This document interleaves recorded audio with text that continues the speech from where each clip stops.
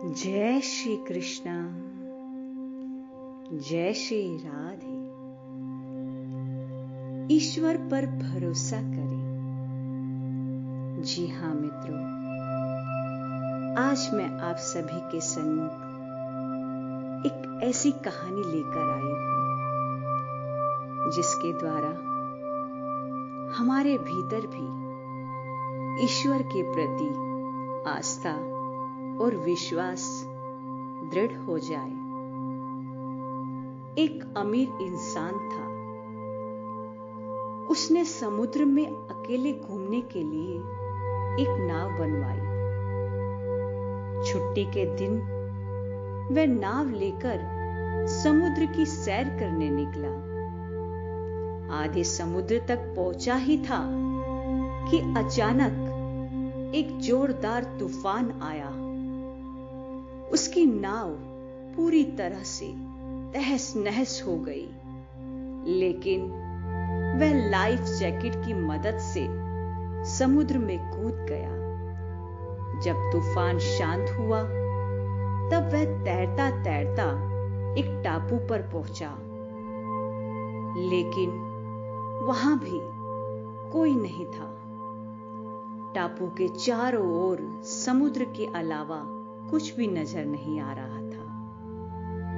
उस आदमी ने सोचा कि जब मैंने पूरी जिंदगी में किसी का भी बुरा नहीं किया, तो मेरे साथ ऐसा क्यों हुआ?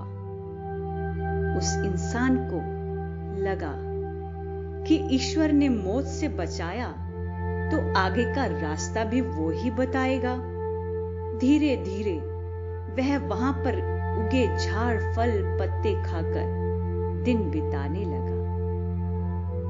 अब धीरे धीरे उसकी आस टूटने लगी। ईश्वर पर से उसका यकीन उठने लगा।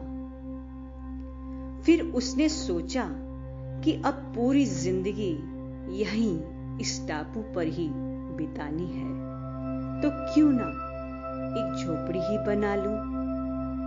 फिर उसने झाड़ की डालियों पर और पत्तों से एक छोटी सी झोपड़ी बनाई।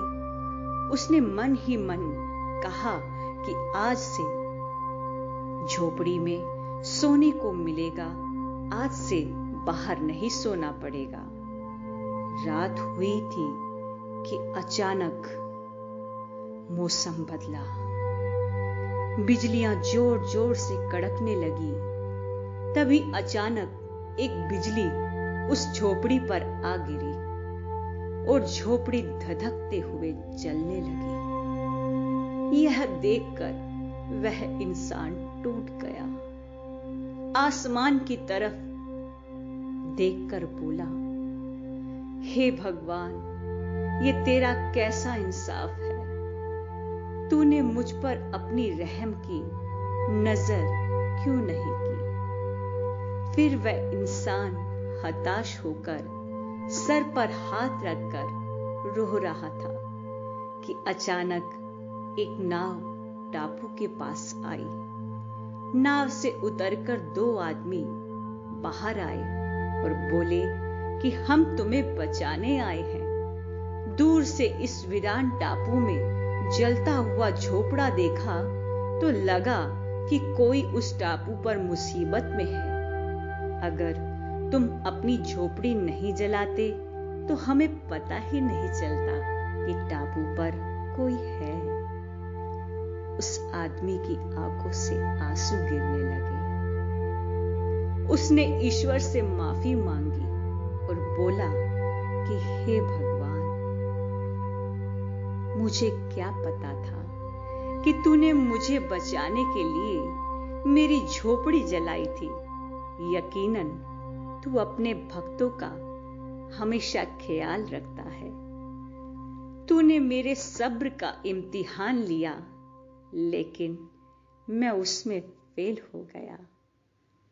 मुझे माफ कर दे, माफ कर दे। वो ईश्वर अपने भक्तों से दूर नहीं है। उसे सब पता है कि अपने भक्तों को कब और कैसे देना है।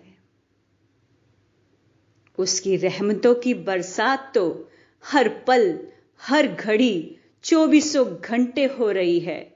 बस कमी है तो हमारे विश्वास की। हमारा विश्वास ही है जो डगमगा जाता है। जब एक संसारिक पिता ही अपने बच्चे को दुख तकलीफों में नहीं देख सकता, तो जिस पिता ने इस सृष्टि की रचना की है, वो भला कैसे अपने बच्चों को बीच मझधार में छोड़ सकता है। दिन चाहे सुख के हों या दुख के, प्रभु अपने भक्तों के साथ हमेशा रहते हैं।